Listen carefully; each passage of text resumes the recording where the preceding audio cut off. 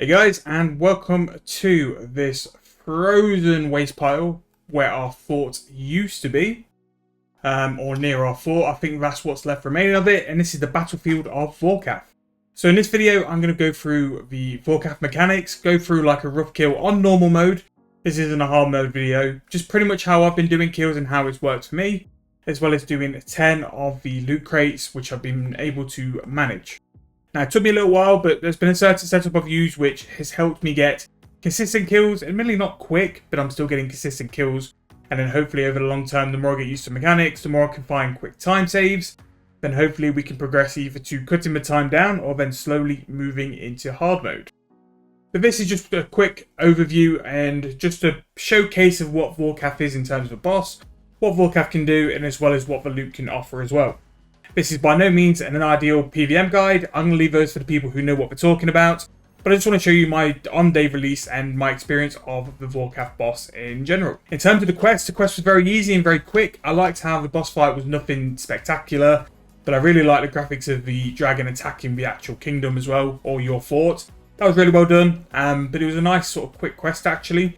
But the graphics of Vorkath itself is pretty nice. In terms of the boss pet is a lot bigger than what I thought it would be. I thought it would be quite similar to what Gorvek is, but it's a lot bigger. It's very similar to Blackstone Dragon, which I think is quite good. And yeah, let's go and get killing, rack up 10 kills, and I'll show you a run through of basically how I've done a kill, and then we'll go from there. So, just going to go through the invo and the setup I'm currently using. Familiar, I'm using Hellhound just to help with the damage, but you do need to keep an eye out for it, and you do need to take the rune pouch with the runes for Prism and Restoration, else the Hellhound will die and you will take more damage. I'm using Necromancy runes to be able to do the Bone Shield, the Spell Darkness to reduce damage I'm going to be getting. And then getting your basic boost like Bonfire Boost, I've got the Scripture of When. Again, Jazz or any other sort of damage book will work best. And for the time being, I am using Vampirism. Although other auras which have worked pretty well, Magic Aura works pretty well for my best time. And Penance works best, but I did hit a lot of food. I think Vampirism for learning is definitely the way to go, and then once you get comfortable with rotations, the boss and all its attacks, then possibly move into a Magic Aura. In terms of the setup, I've got 4 brew flasks, I have a Overload Salve. Whether you need poison or not is yet to be seen, but I just take it anyway. I have an Adrenaline Potion just to help with different stages, or Adrenaline Pots on the first and final boss. Excalibur just for the heals, Vitality for my get out of jail. 4 brew flasks, 10 sailfish, 2 restores because we're not using penance, although you could use penance powder. Vorm bombs for when Vorkath spawns because that was very sort of essential. I take the level 90 Death Guard for the spec attack, and it's a really good like extra ability to do in your rotations, especially on Vorkath. You'll probably get 2 or 3 special attacks in, so the fact you can do 2 rather than 1 really helps there.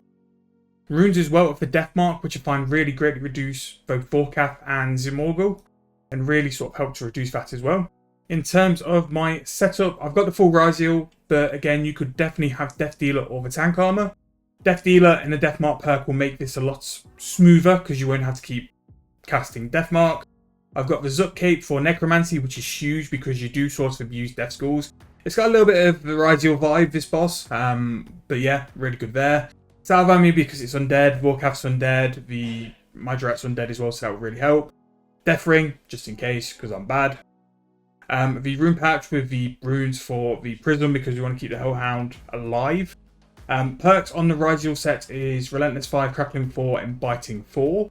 And then on the bottoms as well, we've got Impatient 4, Invigorating 4, and Undead Slayer. The Undead Slayer is really good here because that will give us a DPS boost against the undead creatures we are killing. And then I have the Tier 95 offhand main hand for Necromancy, Aftershock 4, and Precise 6 Ruthless 1. Now, I would like to go and try some other methods in terms of the combat square, should we call it now. Definitely think range could have a go, especially with the last Guardian Bow and the Jazz Arrows.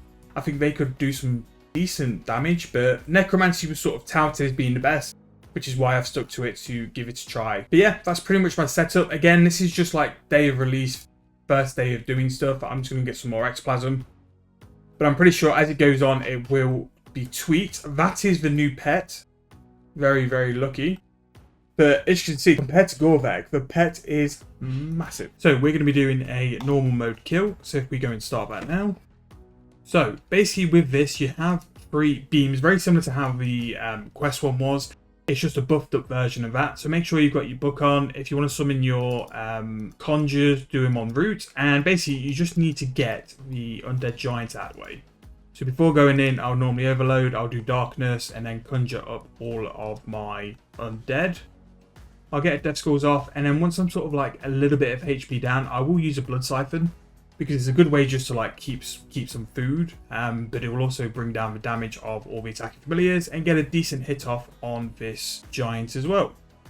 And then that's pretty much it. Just rattle off what you can, and then if you get death mark out early, there's a chance you can get it dead before it's even completely out of life points.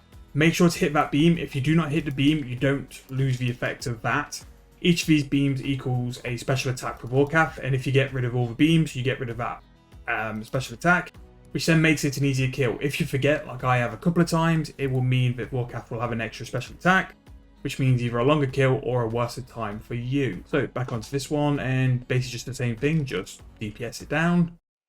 Again, Blood Siphon's handy because you don't lose as much HP. These minions hit, and I've never realised like how much damage you take even when you're in Necromancy armor with something like Darkness active. Get rid of that, and you can also tell if you've done the beams because you can see them in the distance. Now running over, sometimes I flick over to mage just to avoid all the minion damage, but you can eat, you've got food. Right, and then this is the final one. Normally now I will drop a prism just to restore the HP of my Hellhound and just work on doing DPS. Really you want to go in with as much adrenaline as possible just so you can start your Vorkath kill with Living Death. Do another death mark. Again, this is sometimes where Death Dealer can be better because you're not having to worry about Death Mark. You can just be ensured that it's done. Right, so now we're going to move on to Vorkath. So, first thing, throw a Vuln Bomb, throw a Ballista, Living Death. You want the Adrenaline and also your Prayer Potions. And then get the Death Schools going. And again, this is very similar to like the Raziel DPS guides where it was pretty much like Living Death and then hit out the Death Schools as often as possible. Now, to reiterate, those people who do it fully manual will be a lot better than me. I like the Revo life. Again, Soccer Mum, PVM. But I embrace it. Another Ballista. It's just that Ballista is just a free DPS, so make sure to be doing it whenever. Another Death Schools. Now, again, my bar really isn't optimum. I'm just using what I did for, I think it was either Raziel or Hammered. And then just see how it went and how I felt, and if it worked for me or not. Now there's going to come an attack, which I think is its one-hit mechanic attack, where it will go up in the air and just fly away, and you're able to attack Zemouregal. Now this is where Bone Shield's important, because here I'll go 100% and I'll just do a barricade. Because this seems to be the one attack I can't sort of out-eat or get out of the way of. It did do the attack I thought it was, but it'll either do that or the lay-down attack. The lay-down attack seems a bit weird. But the other one is doing like a massive ice field, and you will die. I think when I died the last time, my Ring of Death clocked 1.4k damage, which I can't see any way out of it apart from doing a barricade. Day release, we'll find out very soon. I'm sure some people will work out what's best. This time, I now do my recycling between my Death Guards. This attack, I just run back from, and it seems to sort of dodge the damage. I'll do another Crystal, do a Death Mark, and then hopefully... this is where it'll do its final like poison phase. There we go. So then we move on to Zemouregal or whatever his name is. So what I normally do for the start of this, just so it doesn't cause me any grief, is go Protect from Necromancy and then do a Devotion. And then this way I can just sit and build up my adrenaline piece without the thought of getting any damage from him. And then this time, or this part, I can just sit in like AFK. And there we go. That is my Vorkath kill. 542, which for me is a pretty good time. And Sophia comes running out to give us some loot. So the only thing we're missing is that special attack. I'll film a couple more kills, and if I can get it, I'll squeeze it in. So there you go. That is the attack which we barricade for. That is pretty much a one-hit mechanic from what I've seen. Let me know if you've managed to dodge it any other way. But what I just do is just build up adrenaline. Quite close on that time. Build up adrenaline and just barricade away. Done really well for food this kill as well.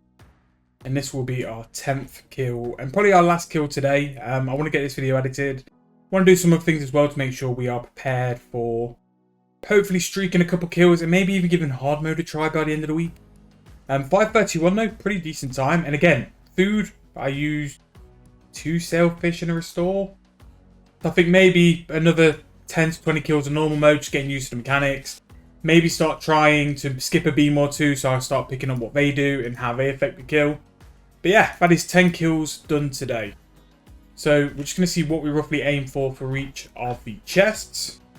So number 1, 341k Bloodweed Seed, Congealed Blood and Dragon Scale Dust. Pretty good drops there, especially for Congealed Blood. That needed to come in some form of drop tail, whether it's big or small.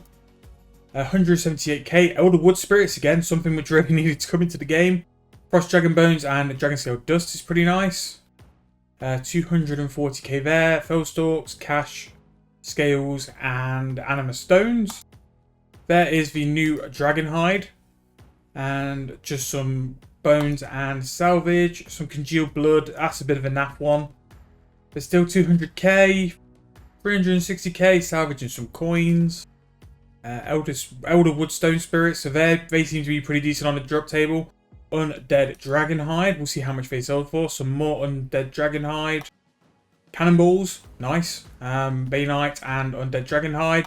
And then finally, some more Congealed Blood, Elder Woodstone Spirits, which seems to be quite common. That's pretty nice because they were just a bit too low volume. But yeah, what it seems to drop is pretty relatable secondaries which have been in demand and made a little bit of money. And as well, in the case of the Congealed Blood, something which is very limited on how it came into the game. The Undead Dragon Hide, let's see how much it sells for. 20k each, not too bad. It might be worth actually if I have a crafter. Let's see what this Undead Dragon Hide sells for. I wonder what its out price is as well. The body out of 14k. Maybe not today, but I'm pretty sure with an out price of that for the body, you could probably pick up a deal. And make a little bit of money with that. Right, so let's try and sell. Yeah, so it doesn't sell on the gun exchange. Fair enough. Let's see if the leathers sell. Yes, the leathers sell. So if you do get any Dragon Hide drops, just sell the normal Dragon Hide. The rest of it won't go at all. Very interested to see what the rest of the drops will do, and we'll probably pick that up in Market Watch to see how the prices go. But in terms of the new boss, Vorkath does have its challenges. I believe the jump from normal kills to hard mode is very dramatic, and the hard mode kills are very tough indeed. But again, over the next couple of weeks, the proper PVMers, definitely not me, will come up with guides and stuff to sort of tweak that and make the process quicker. In the meantime, I'm just hunting for one of my favourite pets in the game, so I'll also be doing Vorkath. And I'll try and update you guys on any progress I make on the account. But for now, we've done 10 kills, we're getting used to it, and like we did with Ryzeal, it'll just be a continuous process to try and get better over time as well. I'm going to make some tweaks to my setup to be able to try and hopefully farm a couple kills on the weekend. And if anything major comes from it, maybe we could put it together in a little video and show you guys how that goes in terms of my luck, my RNG, and if I can get lucky on the weekend. But I hope you guys enjoyed. If you have, please make sure to leave me a like, subscribe to the channel, and I'll see you guys very soon in the next video.